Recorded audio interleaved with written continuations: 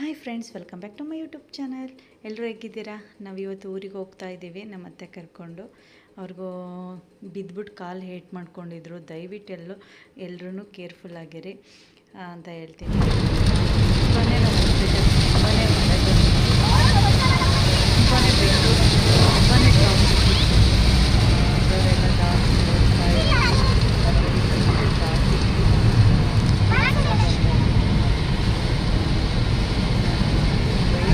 ತುಂಬಾ ತುಂಬ ಕಷ್ಟ ಆಗುತ್ತೆ.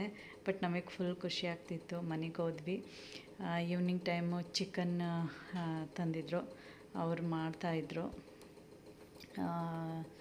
ಚಿಕನ್ ಗ್ರೇವಿ ಮಾಡೋಣ, ಹಾಗೆಯೇ ಕಬಾಬು, ಎಗ್ ಬುರ್ಜಿ, ಚಪಾತಿ ಮಾಡೋಣ ಅಂತ ಹೇಳಿ ಮಾಡ್ತಾಯಿದ್ರು ಮನೇಲಿ.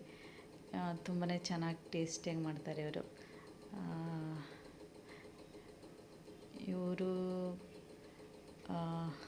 ನಮ್ಮ ಮನೇಲಿ ಭಾವ ಆಗಬೇಕು ಇವರು. ಕುಕ್ ಮಾಡ್ತಾಯಿದ್ರು. ತುಂಬಾ ಚೆನ್ನಾಗಿತ್ತು, ಟೇಸ್ಟಿಯಾಗಿ ಮಾಡಿದರು. ಎಲ್ಲ ದಿನ ಹಾಗೇ ಕಳೀತು. ಬಂದ್ವಿ ಮನೆಗೆ. ಹಾಗೆಯೇ ದೇವಸ್ಥಾನಕ್ಕೆ ಹೋಗಿ ನಾನು ಬಂದೆ. ಇವ್ರು ಅಡುಗೆ ಮಾಡ್ತಿದ್ರು, ನಾನು ಆಲ್ರೆಡಿ ದೇವಸ್ಥಾನಕ್ಕೆ ಹೋಗಿ ಬಂದೆ. ಅದ್ರ ಜೊತೆಗೆ ನಾನು ವೀಡಿಯೋನೂ ಸಹ ಮಾಡ್ಕೋತಾ ಇದ್ದೆ. ಅವ್ರು ಕುಕ್ ಮಾಡ್ತಾಯಿದ್ರಲ್ಲ, ಹಾಗಾಗಿ ಅದ್ರದ್ದು ವೀಡಿಯೋ ಹಾಕ್ತಾಯಿದ್ದೆ. ತುಂಬ ಚೆನ್ನಾಗಿ ಮಾಡ್ತಾರೆ. ಇವ್ರದ್ದು ರೆಸಿಪಿ ಏನಾದ್ರು ಬೇಕು ಅಂದರೆ ಕಮೆಂಟ್ ಮಾಡಿ ಹೇಳ್ತೀನಿ. ಈ ಸೈಡು ಎಗ್ ಬುರ್ಜಿ ಮಾಡ್ತಾಯಿದ್ವಿ. ಏಕೆಂದರೆ ನಮ್ಮನೇಲಿ ಚಿಕನ್ನು ತಿನ್ನಲ್ಲ ನಮ್ಮ ಮಾವ, ಹಾಗಾಗಿ ನಾವು ಈ ಸೈಡು ಎಗ್ ಬುರ್ಜಿ ಮಾಡ್ತಾಯಿದ್ದಾರೆ. ಏಕೆಂದರೆ ಯಾವ ಟೈಮಲ್ಲಿ ಮಳೆ ಬರುತ್ತೆ ಅನ್ನೋದೇ ಗೊತ್ತಾಗಲ್ಲ. ಅಷ್ಟು ಮಳೆ ಬರ್ತಾನೇ ಇರುತ್ತೆ. ಯಾವಾಗ ಮೋಡ ಆಗುತ್ತೆ ಅನ್ನೋದೇ ಗೊತ್ತಲ್ಲ, ಮಳೆ ಬರುತ್ತೆ ಅನ್ನೋದು ಗೊತ್ತಾಗಲ್ಲ.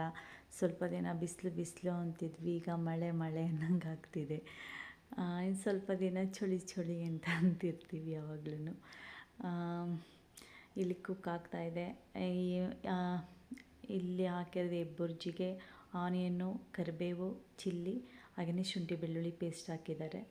ಇವ್ರ ಸ್ಟೈಲಲ್ಲಿ ಮಾಡ್ತಾಯಿದ್ದಾರೆ ಎಗ್ ಬುರ್ಜಿ. ಇದು ತಿಪ್ಪದ ಸ್ಟೈಲ್ ಎಗ್ ಬುರ್ಜಿ. ಎಲ್ಲರದ್ದು ಒಂದೇ ಸೇಮು, ಒಂದು ಸ್ವಲ್ಪ ಡಿಫ್ರೆಂಟಾಗಿರಲಿ ಅಂತ, ಟೇಸ್ಟಾಗಿರಲಿ ಅಂತ ಹೇಳಿ ಶುಂಠಿ ಬೆಳ್ಳುಳ್ಳಿ ಪೇಸ್ಟು, ಹಾಗೆಯೇ ಒಂದು ಸ್ವಲ್ಪ ಅರಿಶಿನ ಹಾಕಿದರು. ಆಮೇಲೆ ಎಗ್ ಹಾಕ್ತಿದ್ದೀವಿ. ನಿಮ್ಗೆ ಎಷ್ಟು ಎಗ್ ಬೇಕಾಗುತ್ತೆ ಅಷ್ಟು ನೀವು ಎಗ್ ಹಾಕ್ಕೊಳ್ಳಿ. ನಾವಿಲ್ಲಿ 1 ಡಜನ್ ತಂದಿದ್ವಿ ಎಗ್ಗು. 1 ಡಜನ್ ಹಾಕ್ತಾಯಿದ್ದೀವಿ. ನಿಮ್ಮ ಕ್ವಾಂಟಿಟಿ ನಿಮ್ಗೆ ಎಷ್ಟು ಬೇಕೋ ಅಷ್ಟು ಹಾಕಿ ಹೇಳಿ ಎಗ್ಗು. ಇದೆಲ್ಲ ಮಾಡ್ತಾಯಿದ್ವಿ. ನಮ್ಮ ಅತ್ತೆದು ಒಂದು ಸ್ವಲ್ಪ ಇನ್ನೂ ಅವ್ರದ್ದು ಒಂದು ಸ್ವಲ್ಪ ಫ್ರ್ಯಾಕ್ಚರ್ ಅಂದರೆ ಏನು ಆ ಥರ ಆಗಿರಲಿಲ್ಲ. ಒಂದು ಸ್ವಲ್ಪ ಲಿಟ್ಲು ಬಿಟ್ಟಾಗಿ ಒಂದು ಸ್ವಲ್ಪ ಮೂಳೆ ಮೂವ್ ಆಗಿತ್ತು ಅಂತ ಅಂದರು. ಓಕೆ, ರೆಸ್ಟ್ ಅಲ್ಲೇ ಊರಲ್ಲೇ ಇದ್ದರು. ಅವ್ರಿಗೆ ಅಲ್ಲಿ ಬಾತ್ರೂಮ್ಗೆಲ್ಲ ತುಂಬಾ ಕಷ್ಟ ಆಗ್ತಿತ್ತು. ಹಾಗಾಗಿ ಇಲ್ಲಿ ಕರ್ಕೊಬಿಟ್ಟು ಬಂದ್ವಿ ಬೆಂಗಳೂರಿಗೆ. ಇಲ್ಲಿಂದ 20 ಡೇಸ್ ಇದ್ದರು. ಅದಕ್ಕೆ ವೀಡಿಯೋ ಮಾಡೋಕ್ಕಾಗಲಿಲ್ಲ. ಈಗ ಊರಿಗೆ ಕರ್ಕೊಂಡು ಹೋದ್ವಿ. ಅವರೂ ಬೇಜಾರು ಅಂತೆ ಬೆಂಗಳೂರಲ್ಲಿ, ಯಾರೂ ಮಾತಾಡಿರಲ್ಲ ಏನಿಲ್ಲ ಅಂತ ಹೇಳಿ ಊರಿಗೆ ಬಂದ್ವಿ. ನಮ್ಮೂರು ದಸರಿಘಟ್ಟ ಶ್ರೀ ಚೌಡೇಶ್ವರಿ ದೇವಸ್ಥಾನ. ಈ ಸೈಡು ಚಪಾತಿ ಆಗ್ತಿದೆ. ಅವರು ಎಗ್ ಬುರ್ಜಿ ಮಾಡ್ತಿದ್ರು. ಈಗ ಕಬಾಬ್ಗೆ ಅಂತ ಎಲ್ಲ ಆಲ್ರೆಡಿ ಇಂಗ್ರೀಡಿಯೆಂಟ್ಸ್ ಹಾಕ್ಬಿಟ್ಟಿದ್ರು. ಹಾಗಾದ್ರೂ ಕೇಳದೆ ಹೇಳ್ತಿದ್ರು, ಅದು ವಾಯ್ಸು ಕಟ್ಟಾಗಿಬಿಟ್ಟಿದೆ. ಶುಂಠಿ ಬೆಳ್ಳುಳ್ಳಿ ಪೇಸ್ಟು, ಹಾಗೆಯೇ ಪುದೀನ, ಸಾಂಬಾರು ಸೊಪ್ಪು ಎಲ್ಲ ಹಾಕಿದ್ದೀನಿ ಅಂತ ಹೇಳ್ತಿದ್ರು. ಗ್ರೀನ್ದು ಮಾಡ್ತಿದ್ರು. ಇದು ಬೆಳ್ಳುಳ್ಳಿ ಕಬಾಬ್, ಒನ್ ಮೋರ್ ಅನ್ನಬೇಕು ಅಂತ ಎಲ್ರೂ. ಇದು ತುಂಬ ಚೆನ್ನಾಗಿತ್ತು ಕಬಾಬ್ ಅಂತೂ. ಸ್ಪೈಸಿಯಾಗಿತ್ತು. ಆ ಮಳೆಯಲ್ಲಿ ಬಂದಿದ್ದಕ್ಕೂ ಅದಕ್ಕೂ ತುಂಬಾ ಚೆನ್ನಾಗಿತ್ತು ಕಬಾಬು ಅಂತ ಹೇಳ್ತೀನಿ.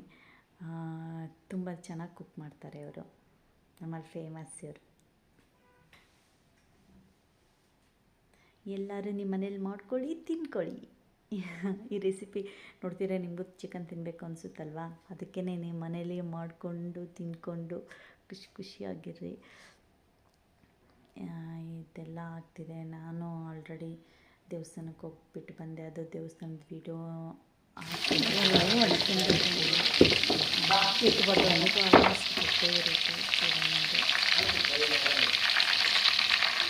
ಥರ ಕಲರ್ ಇದೆ ಸ್ವಲ್ಪ ಏನು ಕಲರ್ ಹಾಕಿಲ್ಲ, ಏನು ಹಾಕಿಲ್ಲ. ಇಲ್ಲಿ ಮನೆಯದೇ ಊಟ ಮಾಡ್ತಿರೋದು. ಪುದೀನ ಚಟ್ನಿ ಥರ ಬೆಳ್ಳುಳ್ಳಿ ಕಬಾಬ್ ಕಬಾಬ್ ಮಾಡಿ ಹೇಳ ಡೈಲಾಗ್ ಬೆಳ್ಳುಳ್ಳಿ ಕಬಾಬ್ ನೋಡೋಣ